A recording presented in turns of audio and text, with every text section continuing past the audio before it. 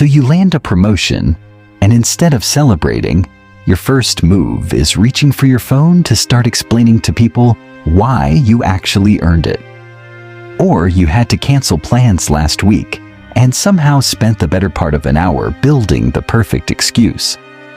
Or you made a call about your own career, your own relationship, your own money, and felt this strange itch, almost physical, to justify it to people who literally never asked. Pause. Nobody's ever told you this directly, but that itch, the need to explain yourself, is quietly draining your power, your confidence, and honestly, in some cases, real chunks of your life. We're covering 10 lessons today, blunt ones, the kind that genuinely reshape how you see yourself once they land. By the time we're through, something in you is going to feel different, lighter, maybe, than it's felt in a while. Let's get into it. 1. Nobody's owed an explanation from you. Stop and think for a second. When exactly did you agree to this? When did you sit down and sign off on the idea that every choice you make needs somebody else's stamp of approval? You never did. Nobody actually does. And yet, most of us walk around behaving as if we had, carrying this invisible rulebook that insists, act, and you must account for it. Get questioned, and you must justify. Get disagreed with, and you must win them over. Here's the strange part. That rulebook was never handed to you. You wrote it quietly, sometime growing up, absorbing the idea that your own choices needed outside permission before they counted as real. Trace it back, and you'll usually find a source. Parents who second-guessed every move you made. An environment that mocked or dismissed your choices instead of trusting them. Maybe school, where grades depended less on what you did and more on how convincingly you could argue for it. At some point, explaining yourself became armor, a way to dodge rejection, a way to head off judgment before it landed. Do that enough times, and your brain learns to check outside for permission before it even consults its own instincts. Marcus Aurelius put it simply, you have power over your own mind, not over outside events, and realizing that is where real strength begins. Sit with that for a second. Power over your mind. Not other people's reactions to your choices, your mind. That was always the only real territory you were given to run. Every time you over-explain, you're handing that territory away, giving the keys to your own inner world to people who were never entitled to them in the first place.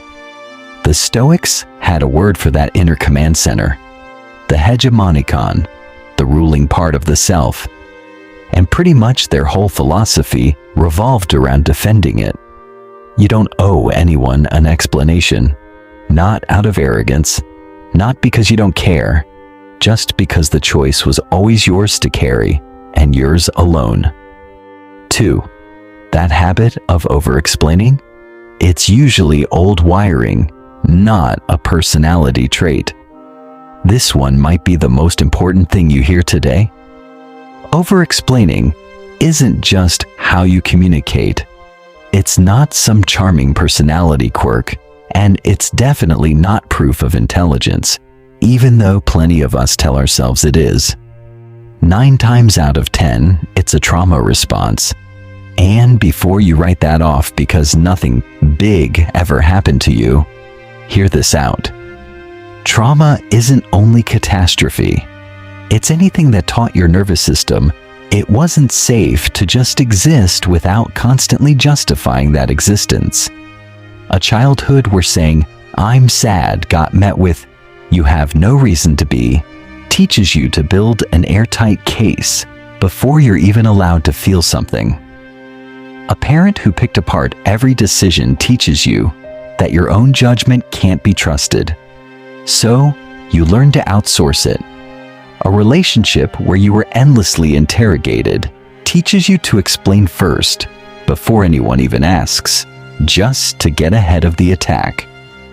Most advice out there skips this part entirely. Just be more confident, they say, without ever explaining why you needed the approval to begin with. Skip that part, and the habit doesn't disappear. It just goes quiet and keeps running underneath everything. Here's what it actually looks like day to day. One text turns into 3 follow-up texts clarifying what you really meant. A simple no turns into a 10-minute defense of the no. Somebody compliments your work, and instead of just saying thank you, you list every reason it wasn't really that impressive. That last one's sneaky. Great job. And out comes, oh, it was nothing. Honestly, just got lucky. You're not being humble. You're quietly dismantling your own win, so nobody has to feel anything uncomfortable about it. Epictetus, a man born into slavery who became one of history's great minds, said it best. Don't wish for things to happen exactly as you want. Wish instead for them to happen as they actually do, and you'll find real peace. Over-explaining is basically trying to force reality into a shape where everybody approves of you all the time. But reality was never going to cooperate with that. People judge. People misread things. The Stoic move isn't to explain harder. It's accepting that judgment is simply part of existing and refusing to let the fear of it steer your behavior anymore. 3. Pile on too much justification, and people trust you less, not more. There's an actual psychological effect here, the over-justification effect, and it's counterintuitive as hell. Give someone too many reasons for something, and their brain doesn't get more convinced. It gets suspicious. Think about the last time someone was working really hard to sell you on something? A pitch? An excuse? Whatever? Piling on reason after reason, almost desperate for your buy-in. What did your gut do? It pulled back, because that's what the brain does with over-justification. It reads, if they need this many reasons, something here is worth questioning. Picture 2 people answering the same question. Why'd you leave your last job? One unloads a whole list: management issues, communication problems, the commute, the culture, on and on. The other just says, time for something new. I'd learned everything I could there. Who do you trust more instantly? The second one? Not because they're more honest. Maybe every word of the first person's list was true. But because brevity reads as grounded, and a flood of reasons reads as anxious. Marcus Aurelius warned against anything that costs you your self-respect or your word. Economy in how you speak is a form of that self-respect, trusting that your words carry weight on their own, without needing 10 more sentences propping them up. Every extra justification you tack on out of fear is a small vote of no confidence in your own voice. The goal was never to go cold or clam up. It's sharing from a place that's already full, instead of one that's scared. Here's my decision, and here's why it matters to me, lands completely differently than, here's my decision, but let me give you 16 reasons so you don't think less of me. 4. If someone constantly needs you to explain yourself, that relationship might be running on low trust. Think back to the last time you felt that pull to explain yourself. Chances are it wasn't a stranger. It was someone close, a partner, a parent, your best friend. And buried in that pattern is an uncomfortable truth. Needing to constantly justify yourself to someone who's supposed to love you without conditions is often a sign the relationship itself is running on a trust deficit. Real trust doesn't demand constant proof. Think of the one person you'd call at 2 a.m. without hesitation. Do you over-explain to them? Probably not. You say, I need this, and they say, okay. There's a baseline of goodwill there that makes justification unnecessary. Now think of the relationships where you do over-explain constantly. Usually it traces back to one of three things: a history of your judgment being dismissed, love that's felt conditional on your performance, or an imbalance of power where you feel like you have to justify yourself upward. Seneca advised surrounding yourself with people who make you better, and letting yourself be someone worth improving too. A mutual thing.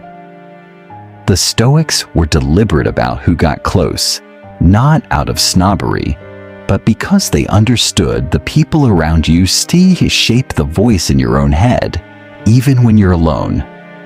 Constant demands for explanation from your inner circle eventually get internalized. You start cross-examining yourself before anyone else even gets the chance. Try this. Take your 5 closest relationships, and for each, ask what you honestly expect their reaction to be when you share a decision. If the default is acceptance, that is a trust foundation. If the default is scrutiny, that is worth a real, honest look. 5. Silence isn't weakness. It might be the strongest thing you have.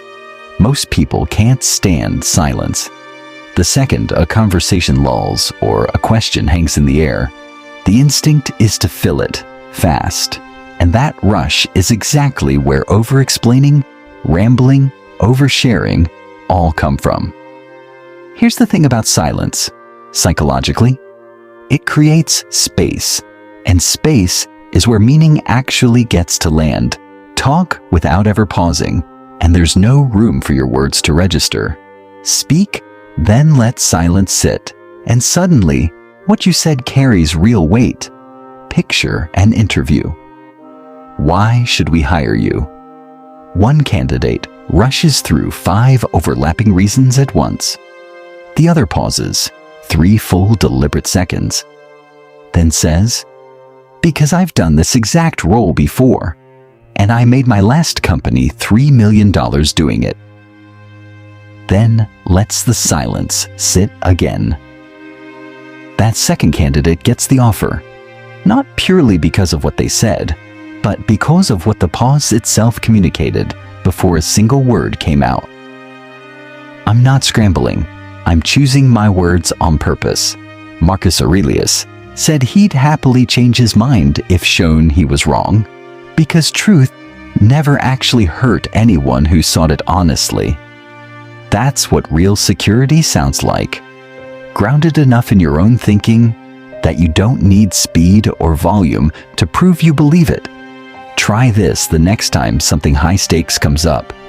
Pause for 3 seconds before answering. Not awkward, not fidgety, just deliberate. Look at the person, take 1 breath, then speak. It buys your brain time to choose real words instead of panicking into whatever comes out first, and it signals steadiness instead of scrambling. And here's the bonus. Pausing naturally cuts down over-explaining, because when you choose your words on purpose, you tend to use fewer of them. Fewer words, more impact. 6. Stop defending yourself the second someone challenges you. You know this moment. Someone accuses you of something mid-argument, and before they've even finished the sentence, you're already building your case. Pulse climbing, evidence stacking up in your head, rebuttal loading. By the time they stop talking, you've stopped listening. You're just waiting for your turn to defend. That's defensive reactivity, and it quietly wrecks both relationships and self-trust. It signals you feel cornered, which, ironically, often just confirms to the other person that they've hit something real. It shows you care more about winning than understanding, and it hands them enormous control over how you feel next. The alternative? Absorb instead of defend. That's interesting. Say more about that. Or, I hear you, let me sit with that. Or even just, okay, Not okay, but just okay. It feels backwards because every nerve in your body is screaming to explain and justify. But absorbing completely throws off the rhythm the other person was braced for. They expected pushback, and without it, the whole confrontation loses its fuel. It also buys you real time to figure out whether there's actual truth in what they said. Something defensiveness usually blocks entirely, because you're too busy fighting to actually hear it. Epictetus taught that if someone claims another person's speaking badly of you, don't scramble to explain. Just note that they clearly don't know your other flaws, or they'd have mentioned those too. The Stoic answer to criticism was never defense, it was perspective. The calm certainty that your worth was never actually up for a vote, so no comment can genuinely threaten it. That's real power. Not winning the argument, just never needing to. 7.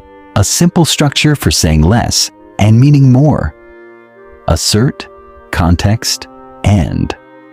Most over-explaining happens because people either lead with all the backstory and never actually land on the point, or they state something, panic a little, and bury it under an avalanche of justification.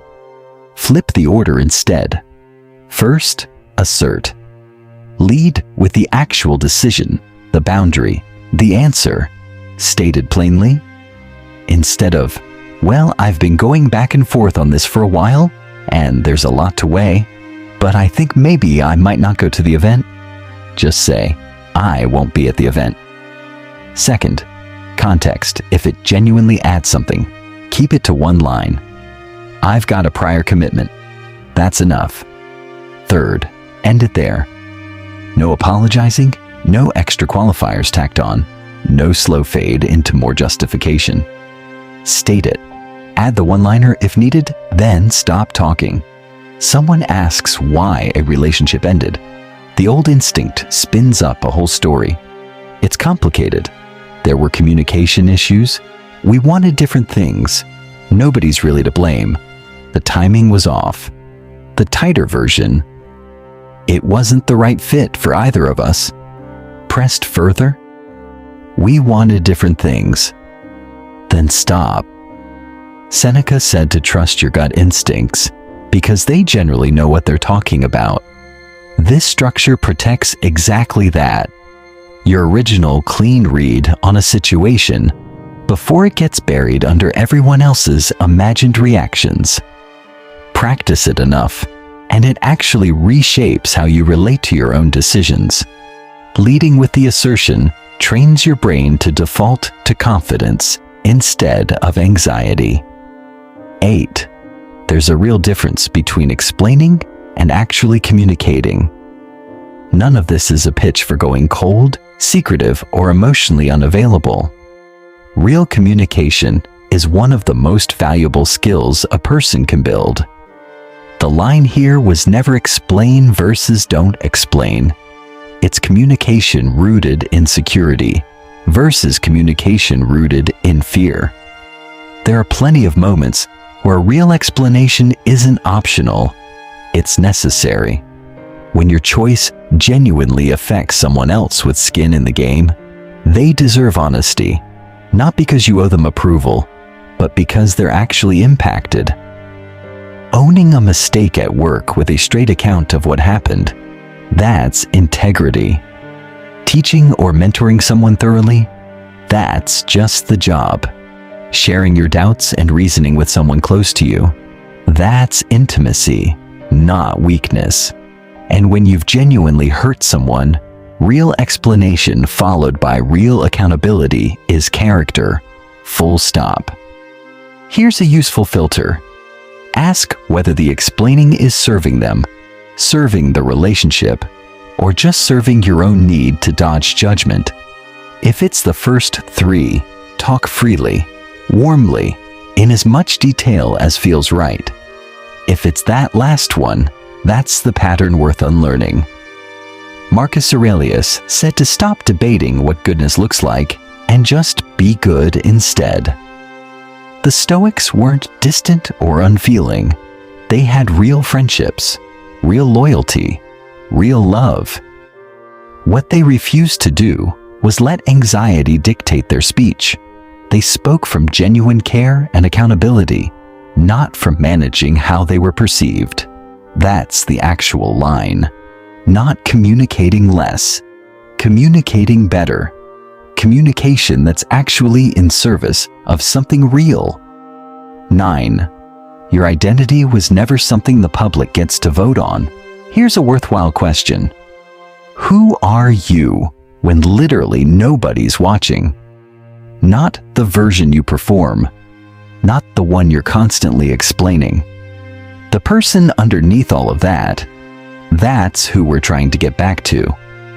There's a concept in psychology called the looking glass self. The idea that a lot of our self-image comes from how we imagine others see us. For a lot of people, that imagined reflection slowly becomes more real than the actual self underneath it. Decisions start getting filtered through, how will this look? An explanation becomes constant, because identity itself has quietly been outsourced. And what that costs you, over time, isn't dramatic. It's a slow erosion. Every time your truth gets shrunk down to fit someone else's comfort, a sliver of the real you goes unexpressed. Epictetus taught a strange but powerful idea. Never say something's been lost, only that it's been given back. Because nothing you're granted in this life was ever truly yours to keep in the first place. Applied here, your identity was never anyone else's to define. Every time you over-explain to manage someone's perception of you, you're defending something that was never actually in danger. Nobody's misunderstanding can take your real self away from you. Only you can do that by constantly handing it over. So start small. Order what you actually want without narrating it to the table. Leave when you're ready to leave. No 10-minute goodbye speech required. Say no without a backstory attached. None of that is rude. It's just no longer performing your own choices for an audience. And slowly, you start trusting your own read on things again, hearing your actual thoughts underneath all that imagined judgment. 10. What actually opens up once you stop explaining everything? Everything so far has been building toward this. Cutting back on explanation was never really the goal. It's what that space gets filled with instead that matters. Reclaim all that mental and emotional energy that used to go into managing approval. And here's what it frees up. Your creative output grows. Most people don't realize how much creative energy gets swallowed by preemptively defending ideas that haven't even been born yet. Your relationships deepen because authenticity draws people in far more than a carefully managed image ever could. Your decisions get sharper because you're no longer running everything through the filter of, how will this land? You can actually hear your own judgment clearly again. And maybe most importantly, you build something like real dignity. Not pride. Pride is about ranking above other people. Dignity is just being whole on your own, regardless of anyone watching. Marcus Aurelius pointed out that the fallout from anger tends to hurt more than whatever triggered it in the first place. Swap in over-explaining, and the same logic holds.